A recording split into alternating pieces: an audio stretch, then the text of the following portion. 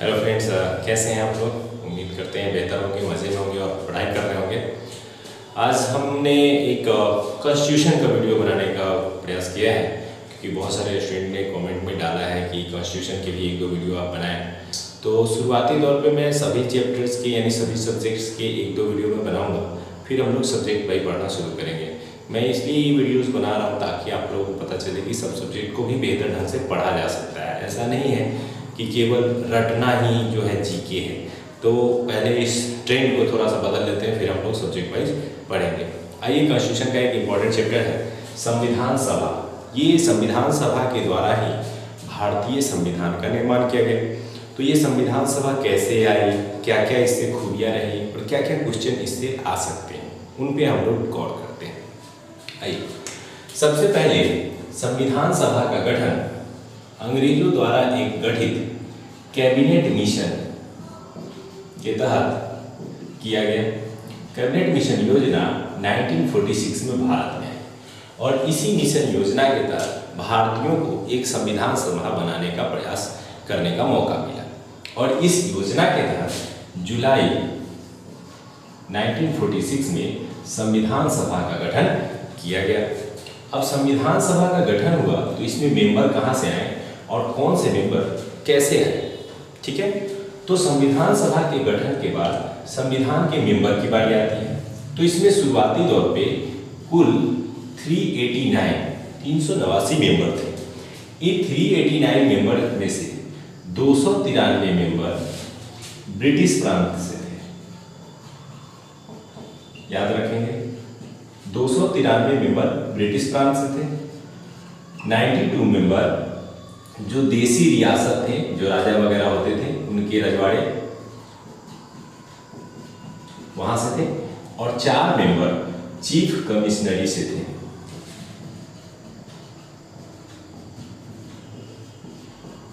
तो ये अलग अलग क्षेत्रों से चुन करके टोटल 389 मेंबर आए। इन मेंबरों का चयन किस आधार पर किया गया? तो जिस भी क्षेत्र से मेंबर चुन करके आए थे उनमें एक रूल यूज किया गया, प्रति 10 लाख जनता पर एक मेंबर का चुनाव किया गया। यानी एक सदस्य का चयन 10 लाख की जनसंख्या के आधार पर किया गया और इस तरह से टोटल 389 मेंबर यहाँ पहुंचे। इनमें पहुंचने वाले जो मेंबर्स थे उनको 3 संप्रदायों में हम बांट सकते हैं। जैसे एक था मुस्लिम समाज, दूसरा सिख समाज और तीसरा सामान्य। तो ये 3 ऐसे वर्ग थे जिनमें से सदस्य चुन करके आए थे और 2 प्रमुख पार्टियां थी जिनके सदस्य इसमें शामिल थे, जिसमें पहला था कांग्रेस और दूसरा मुस्लिम लीग। तो ये 2 प्रमुख पार्टियों से इसमें सदस्य चुन करके आए, जिसमें सबसे अधिक मेंबर कांग्रेस से थे। तो ये तो आपको ऐसे भी पता रहा होगा। तो इन मेंबरों के द्वारा इसका गठन किया गया और इसका उद्देश्य क्या था? एक ऐसा संविधान तैयार करना जो देश के प्रशासन व्यवस्था को इस विधिवत रूप से चलाए कि चिरकाल तक जो है भारत में किसी प्रकार की अराजक व्यवस्था उत्पन्न न हो। और संभवतः भारत की प्रशासन व्यवस्था को देखकर यह अनुमान लगा सकते हैं कि वर्तमान में ये अपने प्रयासों में सफल रहे और आज भी भारत में अराजक स्थिति नहीं है और भारत आज विश्व का सबसे बड़ा लोकतंत्र के रूप में जाना जाता है। तो आइए इससे आगे बढ़ते हैं। ये जो सदस्य चुने गए, अब सदस्यों की संख्या हो गई। इन सदस्यों के द्वारा संविधान सभा का जो गठन जुलाई 1946 में किया गया था, इसकी पहली बैठक हुई 9 दिसंबर 1946 को। पहली बैठक, ये बहुत सारे एग्जाम में आया है कि पहली बैठक संविधान सभा की कब हुई, तो 9 दिसंबर 1946 को। इसी दिन जो इस संविधान सभा के सबसे बुजुर्ग सदस्य थे, डॉक्टर सच्चिदानंद सिन्हा,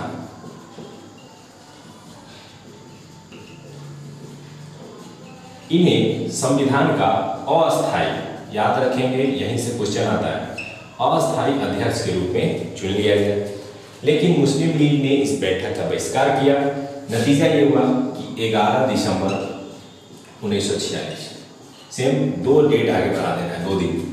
तो 11 दिसंबर 1946 को ये अस्थायी की जगह पे अस्थायी अध्यक्ष के रूप में डॉक्टर राजेंद्र प्रसाद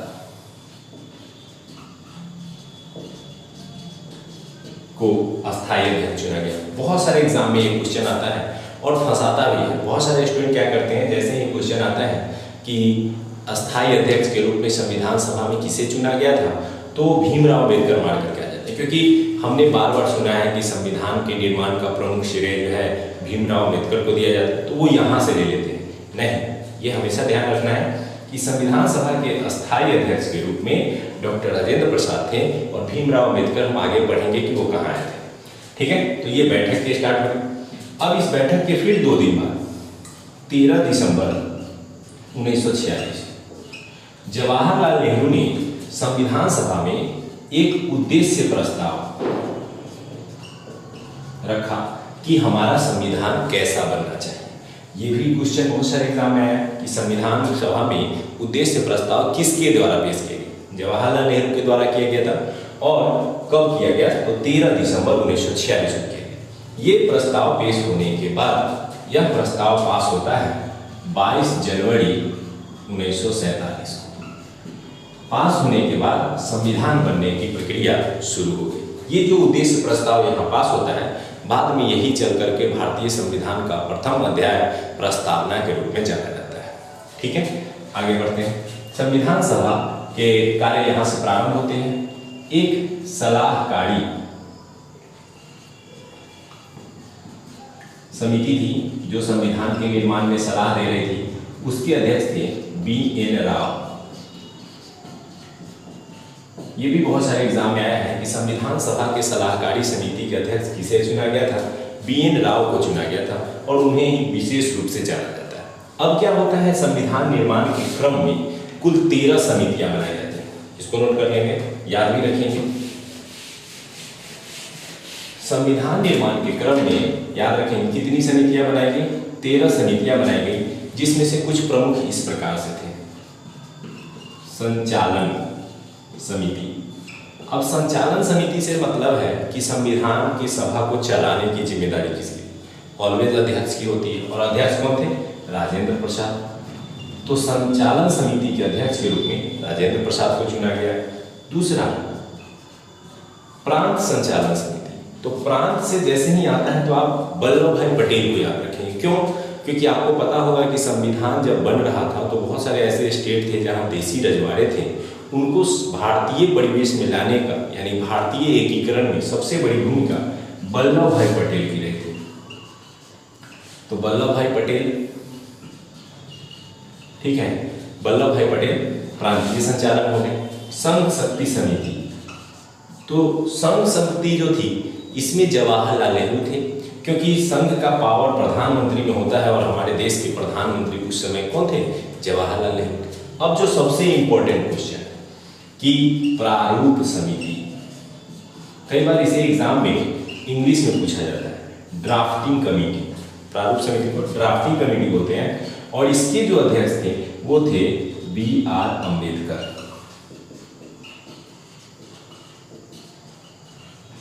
तो यहीं से आता है क्वेश्चन कि भीमराव अम्बेडकर प्रारूप समिति के अध्यक्ष थे, जिन्हें अंतिम रूपरेखा तैयार करने का अवसर मिला। इस समिति में कुल 7 मेंबर थे, जिनमें ये अध्यक्ष के रूप में कार्य कर रहे थे। तो प्रारूप समिति के अध्यक्ष कौन थे, भीमराव अम्बेडकर। और इन्हीं के निर्माण स्वरूप जो है भारतीय जो संविधान है वो आज इस रूप में आया है। इसीलिए भारतीय संविधान के निर्माता के रूप में अगर किसी को जाना जाता है तो BR अम्बेडकर को हम लोग जानते हैं, भीमराव अम्बेडकर। तो ये कुछ समितियां थी। अब आगे आते हैं, संविधान के बनने की प्रक्रिया के बाद क्या होता है। चूंकि हमारे देश का संविधान जो बन रहा था उसमें एक लंबा समय लगा, 2 वर्ष 11 माह और 18 दिन। ये भी क्वेश्चन बहुत सारे एग्जाम में आया कि भारतीय संविधान को बनने में कुल कितना समय लगा, 2 वर्ष 11 माह और 18 दिन का समय लगा। इतना लंबा समय क्यों लगा, तो इसका मूल कारण ये था कि भारत लगभग 200 वर्षों की कठिन गुलामी से बाहर निकला था। ऐसे में भारतीय संविधान के निर्माण के चरण में जो हमारे राजनीतिज्ञ या जो मुख्य लोग थे, जो संविधान सभा के सदस्य बने थे, वो कभी नहीं चाहते थे कि एक कमजोर संविधान बने जिसका उल्लंघन बार बार किया जा सके। तो उन्होंने एक सशक्त संविधान बनाने के लिए बहुत सारे संविधानों का अध्ययन किया, उसके पार्ट्स हमारे संविधान में शामिल किए और एक ऐसा सशक्त संविधान बनाया जिसे तोड़ना काफ़ी कठिन हो। और आपके सामने है रिजल्ट कि हमारा लोकतंत्र आज विश्व का सबसे मजबूत लोकतंत्र में गिना जाता है। तो हमारे संविधान को बनने में 2 वर्ष 11 महीने और 18 दिन का समय लगा। फाइनली 26 नवंबर 1949 वह दिन था जिस दिन भारतीय संविधान पारित किया गया। इसी दिन अंगीकृत भी इसको पढ़ते हैं। तो क्वेश्चन आता है कि भारतीय संविधान को अंगीकृत या पारित कब किया गया? 26 नवंबर 1949 को किया गया। इस दिन से ही संविधान के कुछ स्पेशल कुछ अनुच्छेद जो थे, जैसे नागरिकता और इससे जुड़े हुए अनुच्छेद, उनको इसी दिन से लागू कर दिया गया। इस दिन कुल 284 ऐसे सदस्य शामिल थे संविधान सभा में जिन्होंने इस पर हस्ताक्षर करके संविधान को पारित कर दिया। अब यहाँ से पारित होने के बाद संविधान को लागू 26 जनवरी 1950 को किया गया। यह जो 2 महीने का अंतराल था वह क्यों लिया गया? तो इसके पीछे भी एक स्टोरी है। भारतीय इतिहास में 26 जनवरी 1930 वह दिन है जिस दिन प्रथम स्वतंत्रता दिवस मनाया गया था। इस इतिहास के अनमोल दिन को इतिहास जो हमारे राजनीतिज्ञ थे वो विशेष अवसर के रूप में गिनते थे। यही कारण है कि उसी स्पेशल दिन को संविधान को लागू करने का दिन रखा गया और भारत गणतंत्र कब बनता है? 26 जनवरी 1950 को, जिसकी वर्षगांठ हम लोग निरंतर मनाते हैं गणतंत्र दिवस के रूप में। तो 26 जनवरी 1950 को संविधान लागू कर दिया गया। ये जो संविधान जब बनकर तैयार हुआ तो क्या था इसमें? टोटल 395 अनुच्छेद थे, 22 भाग थे और 8 अनुसूचियां थी।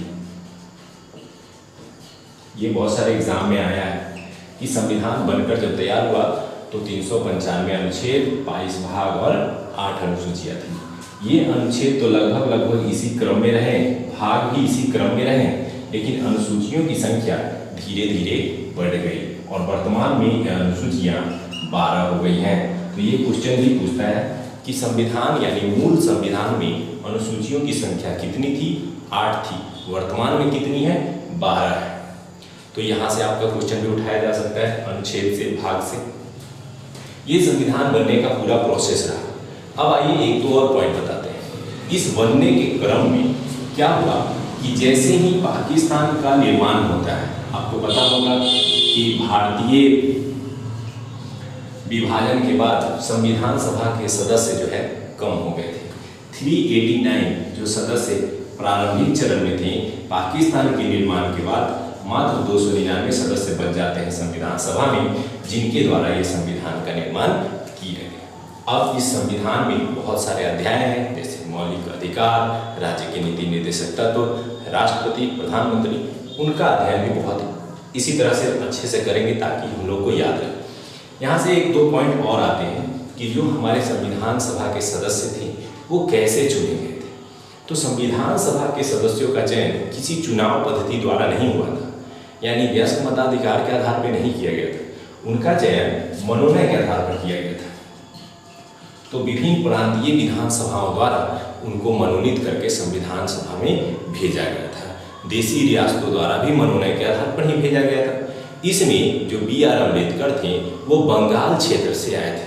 तो ये क्वेश्चन भी UPSC तक में पूछा गया कि B.R. अम्बेडकर जो आए थे संविधान सभा में किस राज्य का प्रतिनिधित्व करते थे? तो बंगाल का प्रतिनिधित्व करते थे। इसके अलावा ये जो संविधान सभा के सदस्य मनोनय के आधार पर संविधान सभा में पहुंचे थे तो ऐसा नहीं था कि किसी एक ही समाज से थे। इसमें हिंदू, मुस्लिम, सिख, ईसाई सभी धर्मों से जुड़े हुए लोग, इसके अलावा अनुसूचित जाति, महिला, सभी विभागों से इसमें लोग पहुंचे थे और एक सशक्त संविधान का निर्माण इन्होंने किया था। तो संविधान सभा कैसे बनी, क्या कार्य रहा और कैसे इन्होंने संविधान का निर्माण किया, इससे जुड़े हुए पॉइंट्स आप ध्यान रखेंगे। इसलिए अगर ये वीडियो आप लोगों को पसंद आया तो लाइक करें, सब्सक्राइब करें, दोस्तों को शेयर करें और हमें कमेंट करके बताएं। धन्यवाद देखने के लिए। और हाँ, बहुत सारा धन्यवाद आप लोगों ने जो मेरे वीडियोज़ को इतना प्यार दिया।